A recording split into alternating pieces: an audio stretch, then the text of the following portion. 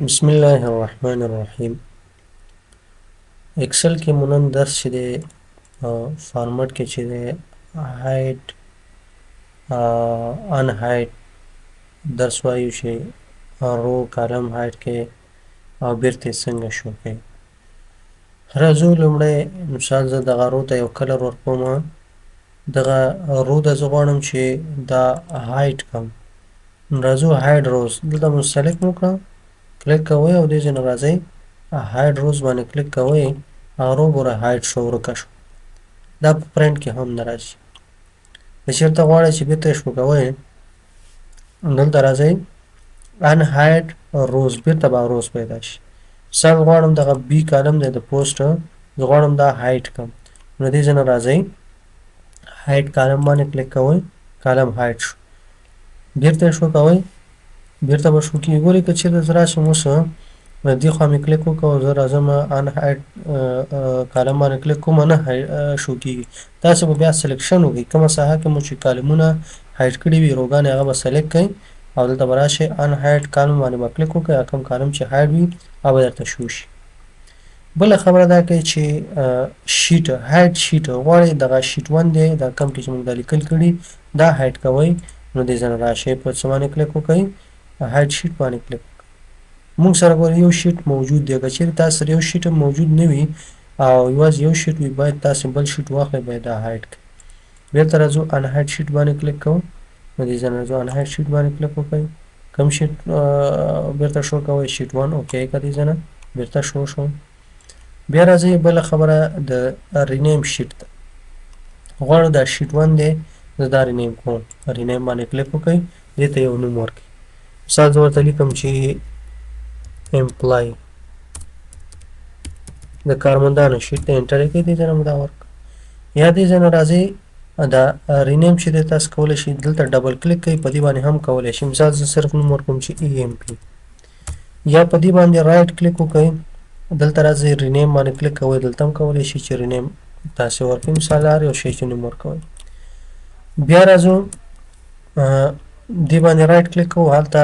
یو څه موضوعات انزرټ شیټ راځو، دې ځای نه غواړو چې شیټ انزرټ کړئ، دې ځای نه اوکې که دا شیټ به انزرټ شي. بیا په دې رایټ کلیک کړئ ډیلیټ کړئ. بله خبره دا کوي موو اور کاپي شیټ، دې ځای نه چې دی موږ سره موجود دی، غواړئ چې ته موو اور کاپي شیټ غواړئ د دې یو کاپي اخلئ. مثال شیټ 2 دی موږ سره دا شیټ اے اس اے په نوم باندې شیټ دی، کریټ ا کاپي، زه غواړم یو نوی کاپي د دې واخلم. که تاسو سره یو بل ورک بک موجود وي په هغې کې هم کولی شئ چې ډایرکټ هغې ته کاپي کړئ. که په همدې ورک بک کې اخلئ، مثال بک 1 دی په همدې کې اخلئ، او که چېرته بل مو اوپن کړی هغې کې اخلئ هم کولی شئ. زه غواړم همدې کې واخلم اوکې که دې ځای نه ګوره اے اس اے 2 یعنې دا چې دی کاپي شوه، د دې کاپي شوه. بله خبره دا کوي ټیپ کلر غواړئ دې ته تاسې کلر ورکوئ، مثال زه غواړم دې ټیپ ته مې کلر ورکړم. ګورئ که بل باندې کلیک وکړو دا شو کېږي. فرضاً دې ته هم زه کلر ورکوم، دې ځای نه هم کولی شئ چې تاسې ټیپ کلر ورکړئ، زه غواړم فرضاً دې ته دا کلر ورکړم. ګورئ که هر یو باندې کلیک وکړئ بل کلر شو کېږي. یا دې ځای نه راځئ ګوره هایډ ان هایډ دلته هم شته، زه غواړم دا شیټ هایډ کوم، هایډ شو، رایټ کلیک کوئ بېرته ان هایډ باندې کلیک کوئ، کوم شیټ ان هایډ کوئ دا، بیا رایټ کلیک کوئ بل دی سلیکټ آل شیټ غواړئ دا ټول سلیکټ کوئ. ګورئ دې ته یو فارمټ ورکوئ، مثال زه غواړم دې ټولو ته یو قسم کلر ورکوم، مثال زه غواړم دا کلر ورکوم. ګورئ بل که چېرته راشو یو باندې کلیک کوو د نور کلره شو کېږي. بیا راځو دلته بله مهمه مسله چې د هغه د پروټیکټ شیټ ده. غواړئ چې ستاسې په دې شیټ کې چې دی څوک لاسوهنه ونه کړي، پاسورډ ورکوئ، لاک کوئ یا نو زه راځم دې ځای نه که چېرته وغواړو چې دغه شیټ مونږه لاک کړو نو د لاک کولو طریقه یې څه ده، تاسې به راشئ دې ځای نه پروټیکټ شیټ باندې به کلیک وکړئ. مثال زه یو پاسورډ ورکړم، فرضاً ایس مې پاسورډ ورکړه، دا به اوکې کوئ، بیا پاسورډ ورکړئ ایس او دا اوکې کوئ، دا اوس لاک شو. دې کې ګورئ څوک لیکل نشي کولی،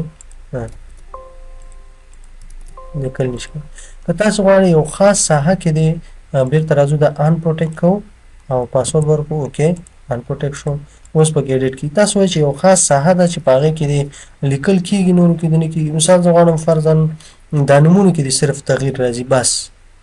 نو تاسې به د نومونو ساحه سلیکټ کړئ، سیلونو کالم دلته به راشئ دغه لاک سیل چې کوم دی دا سلیکشن دا به ختم کړئ او اوس به راشئ دې ځای نه پاسورډ به ورکوئ پروټیکټ شیټ باندې به کلیک وکړئ ایس پاسورډ مې ورکړ اوکې کوئ ایس پاسورډ اوکې اوس ګورئ دلته تغییر په بل هیڅ ساحه کې نه راځي دلته تغییر راوړئ نه راځي په سیلري کې مثال په ډاکومنټ په پوسټ کې تغییر راوړئ تغییر نه راځي خو که نومونو کې تغییر راوړئ مثال د علي زه ورته لیکم چې دا جان ته تغییر کړه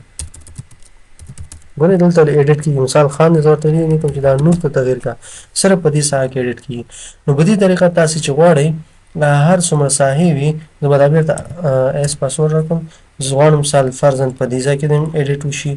بیا فرضاً په دې ځای کې دې ایډیټ وشي کنټرول سره مې دا ساحې سلیکټ کړي دې ځای کې دې ایډیټ وشي نو تاسو به راشئ دې ځای نه دا اکسل نه به سلیکشن لري که مثال یو شیټ دی په هغې به ډېرو ساحو کې غواړئ ایډیټ وشي او ځینې ساحې لاک کړئ نو هغه غواړئ چې په کومو ساحو کې ایډیټ وشي هغه به سلیکټ کړئ او سلیکشن نو دا اکسل نه چې کوم سلیکشن دی دا به لرې کړئ نو چې دا مو لرې کړه اوس په دغه ساحه چې ده دا کومې ما سلیکټ کړې په دې کې به ایډیټ کېږي په دې نورو کې به نه کېږي ګوره اوس یو ځل بیا زه پاسورډ ورکوم ایس پاسورډ اوکې اوس ګورئ که دلته ایډیټ کوو کېږي دلته ایډیټ کوو نه کېږي دلته ایډیټ کوو کېږي دلته ایډیټ کوو کېږي خو دلته ایډیټ کوو نه کېږي دا کومو ساحونه چې موږ هغه دا د اکسل هغه کلر د سلیکشن لرې که ختم وکړو نو په هغې ساحه کې به بیا ایډیټ کېږي زه بېرته ان پروټیکټ کوم اوکې په دې کې یو بله مسله هم درته ښیم فارمټ سیل ته راځو دغه لاک سیل چې دی موږ سره د پروټیکشن کې ګوره یو لاک دی دې ځای نه دا لاک خو مو ولوستل چې دې ځای نه کله موږ راشو یو سیل غواړو چې هغې کې ایډیټ وشي دا دې ځای نه چې دا کلر لرې کوي ګوره که دې ځای نه دا کلر لرې کړو دغه سیل چې دی د دې هغه لاک ختم شو فارمټ سیل ته راځئ پروټیکشن ته ختم بل دا هیډن څه کار کوي په دې مو اوس پوهېږو مثال دلته د فنکشن کار کوي فرضاً الټ مساوي زه د سم شارټکټ اخلم دلته ګورئ سب ټوټل موږ سره شو کېږي سب ټوټل دلته شو کېږي که چېرې دلته موږ دې ته پاسورډ ورکړو پروټیکټ شیټ یې کړو ایس پاسورډ مو ورکړو بیا مو ایس پاسورډ ورکړو اوکې که دې ځای نه اوس ګورئ دلته چې راشو دې ځای نه هغه فنکشن چې دا شو کېږي زه چې دا فنکشن دې ما سره نه شو کېږي نو تاسو راځئ دې ځای نه ان پروټیکټ کوم دا اوکې او دلته اوس راځو څه کار به وکړئ په دې سیل کې به کلیک وکړئ فارمټ سیل ته به راشئ دا هیډن مو ورته ټیک مارک اوکې به یې کوئ اوس ګوره شو کېږي فنکشن موږ سره دلته شو ده سب ټوټل درته یم چې نه داسې کار وکړه پروټیکټ شیټ ته راځو ایس پاسورډ ورکړو بیا اوکې پاسورډ